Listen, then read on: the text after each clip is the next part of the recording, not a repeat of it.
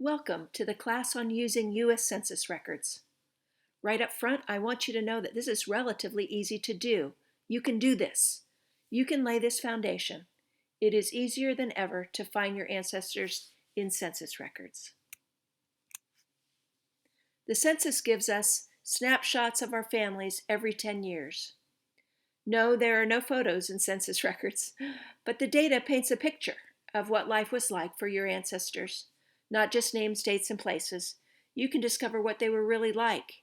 You can discover some of their struggles and some of their joys, bringing them to life again. We call that putting flesh on the bones. Censuses, also called enumerations, were mandated by the Constitution for the purpose of determining the number of representatives each state can send to Congress. They were and are to be taken every 10 years. In addition to just counting people, information was gathered that the government found useful for that time. Enumerators were hired and trained on how to gather information from their designated geographic areas. It was a door-to-door operation. The person next to your ancestor in the census record was probably a next-door neighbor. The first census was taken in 1790. It only named heads of families. Wives and children were just counted and recorded by tick marks. This was true for every census until 1850.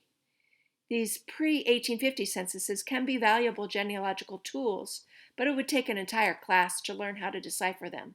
So we will only be looking at censuses starting in 1850 today.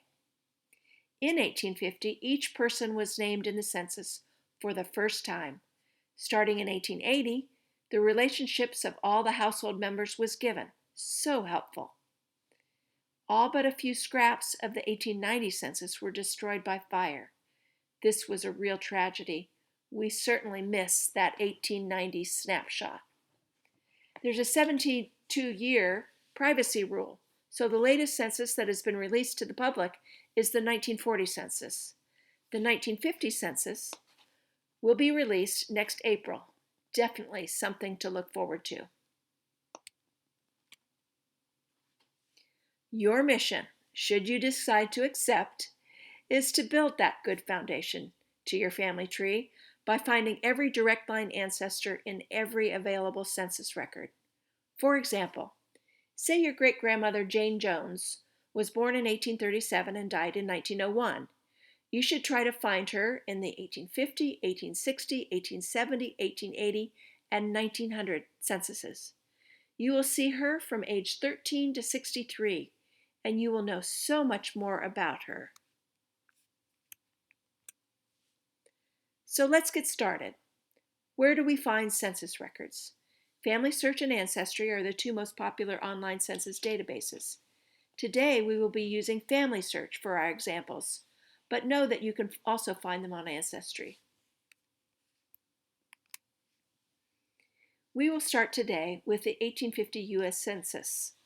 When you start looking for your ancestors in the censuses, you will go from the known to the unknown, so you will likely start with the 1940 US Census and go back in time. We will do the opposite today, so you will get a feel for how census records changed and grew over the years. We will start by looking for Martin Luther Moyer, my second great-grandfather, born in 1848 in South Carolina. Family information told me that his parents were Jacob and Susan Franklin Moyer. Here's a screenshot of my homepage on Family Search. You want to click on Search at the top of the page and choose Records from the drop-down menu, and your screen will look like this. You'll see Search Historical Records on the left, Research by Location on the top right, then below the world map, you will see Find a Collection. You want to enter the name of the census you want to search in the box indicated. The names will be United States Census, comma, and then the year, which this time will be 1850. It will look like this. Now just click Enter and you will see the search screen for the 1850 census. You've got first names and last name. If the name is rare, you are so lucky. If the name is Smith, you will have a harder time. I like to start with minimal information, then add more if necessary to narrow down the results. For birthplace, only enter the state in which they were born, because censuses don't ask for counties of birth. Family search will be okay if you happen to put in the county, but it won't help the search at all, and Ancestry will not find any results if you put in the county. Birth year range. If you know the exact year of birth, add at least a year on either side in case a birthday hasn't come yet or someone is fibbing a bit about their age. This does happen, so be aware. Restrict records by location. This is how you specify what state they were living in at the time of the census. Write United States in the country box, and the state box will then whiten up and you can add the state if you know it. Here's the search screen after I entered some information on Martin Luther Moyer. I put Martin Moyer, born in South Carolina between 1847 and 1849. I clicked the search button and found no results. I'll have to try again with different searches. So I then tried Luther as the first name. Luther was his middle name, but maybe he went by Luther. That didn't work. I expanded the birth year range to 1845 to 1855. Nada. Tried just first name Martin with no last name. And by the way, don't try this with John or Mary. You will get way too many results. And this is what I saw. Not surprisingly, over 1,500 results. But before narrowing the results down by adding more information, I noticed the first result, Martin L. Myers, born 1848, living in Edgefield County, South Carolina. And then I looked at the family members, Jacob Myers and Susan Myers. Remember that Martin Luther's parents were Jacob and Susan Franklin Moyer. This could be the correct family.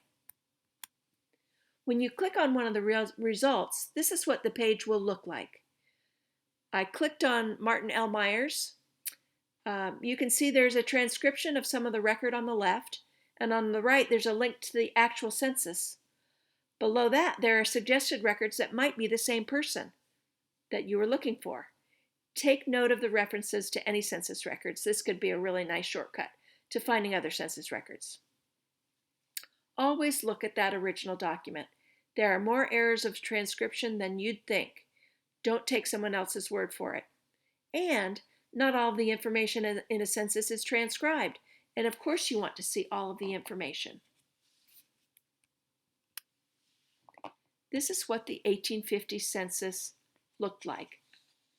Looking more closely,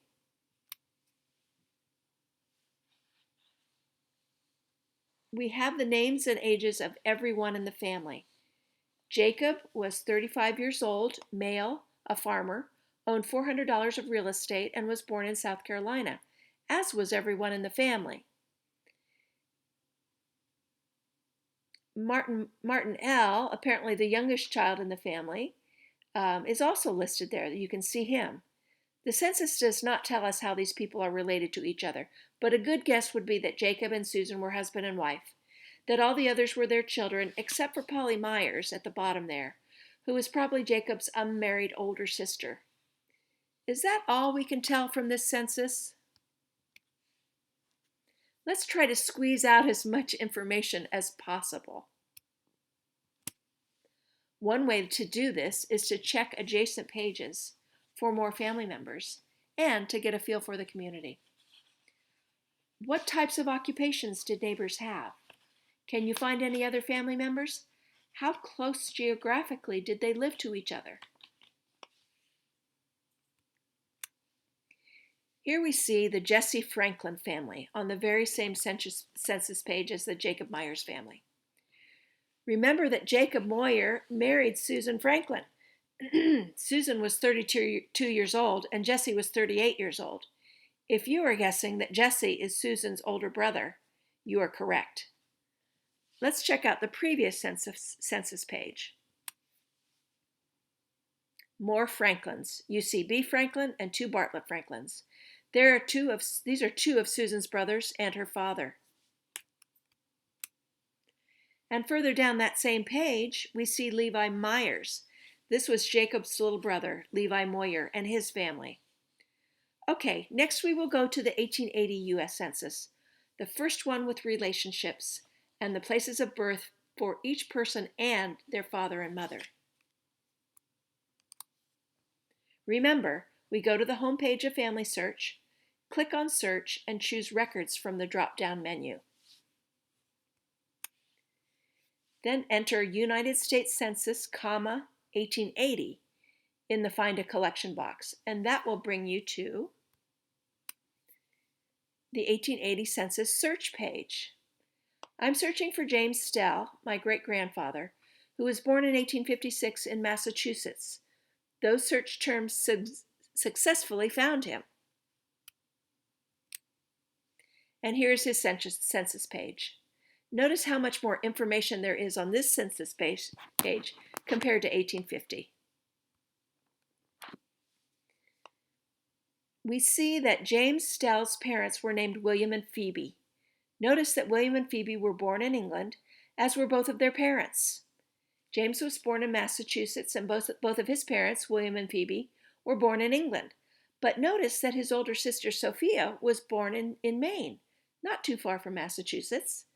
William and Phoebe were living in Massachusetts at the time that she was born, but Phoebe's parents were living in Maine. It appears likely that Phoebe went home to have her first baby.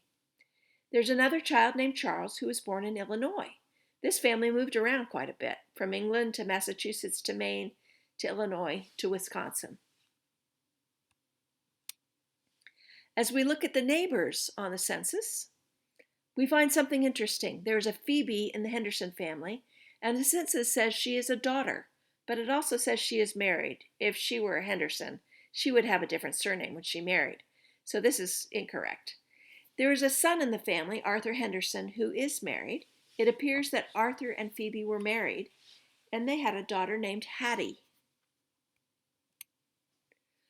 A closer look at Phoebe's line shows that she was born in Illinois and both of her parents were born in England. I know from family information that William and Phoebe had a daughter, Phoebe, who died within a few years of her marriage. This is daughter Phoebe, who had married the boy next door, Arthur Henderson. I later found that Phoebe died in 1882, just 2 years after this census was taken.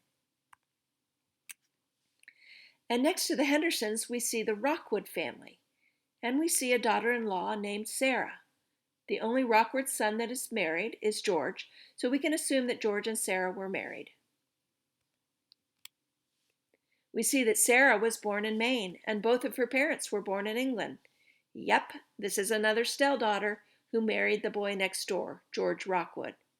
See how it pays to look around? I think the 1900 census is my favorite. It listed each person's month and year of birth in addition to the person's age. It tells the number of years a couple was married. So with a little math, you know when the couple got married. This can help narrow the search for marriage records. It also asked each mother how many children she had and how many were still living at the time of the census. Such a painful question, but it has helped me more than once in finding children I didn't know existed. Children who were born and died between census records can go undetected. This is especially helpful with a large gap between 1880 and 1900 due to the loss of the 1890 census. The 1900 census also has immigration information, the year of immigration, the number of years lived in the United States, and the question if the immigrant was a naturalized citizen. This is what the census looks like.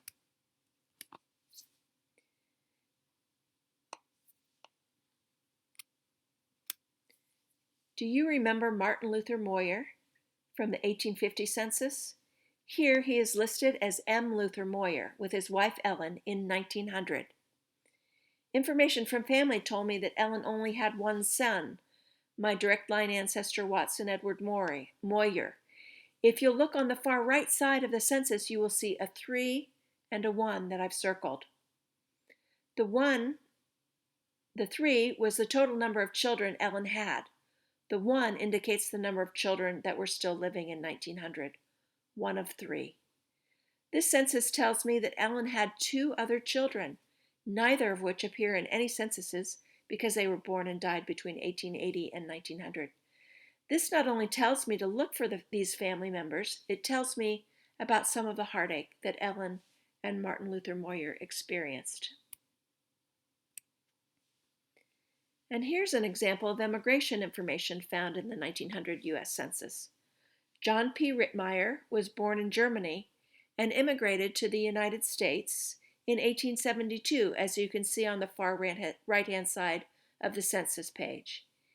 He had been in the U.S. for 28 years in 1900, and he was a naturalized citizen. This tells me that there should be naturalization papers somewhere, which are often rich with genealogical information. The last census we will look at in our class is the 1930 census. I was building the foundation for my U.S. pedigree, and so I wanted to find Lillian, the wife of John P. Rittmeyer, in every available census. John and Lillian divorced, and Lillian remarried. In 1910, she was found in the census records married to Elmer E. Stevenson. When I went to look for her in the 1930 census, I got a real shock.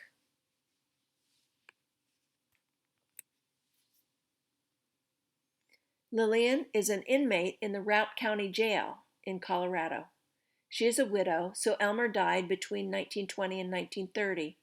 I asked my dad why his grandmother was in jail, and he had no idea. It isn't the kind of thing that families talked about. And he was too young at the time to remember. He asked me to look into it. Long story short, Elmer died in 1929 of drinking coffee that had been laced with poison. A grand jury determined that he was murdered. And about a week later, Lillian was arrested for his murder. She was in jail at the time of the 1930 census, awaiting trial. As it turned out, she was acquitted. It was a front-page story in the Denver Post. But we did not know about it until I looked for her in every available census. Now, here are some of the problems you can run into with census records that you need to be aware of. 1. If the enumerator cut corners or was in a hurry in any way, some of the information may be suspect. It is up to you to evaluate how trustworthy the information is. One telltale sign of a sloppy job is too many ditto marks in the place of birth column. It is highly unlikely that everyone in this person's census area was born in the same state, right?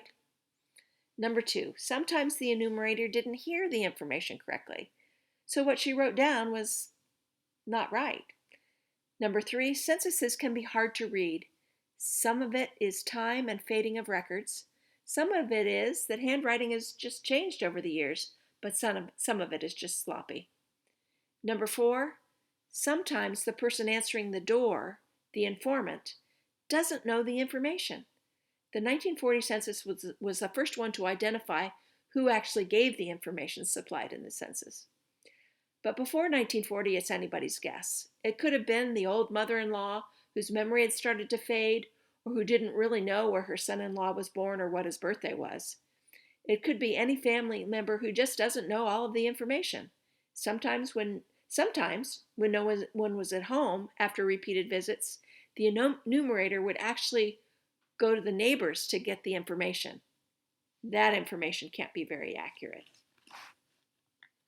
The good news is that we have all of these snapshots at 10-year intervals. Usually the anomalies really stick out and you can identify them and add that grain of salt where required. These records aren't perfect, but they are nevertheless extremely valuable. I hope you're excited to use this valuable tool to find out more about your ancestors. Good luck and happy hunting.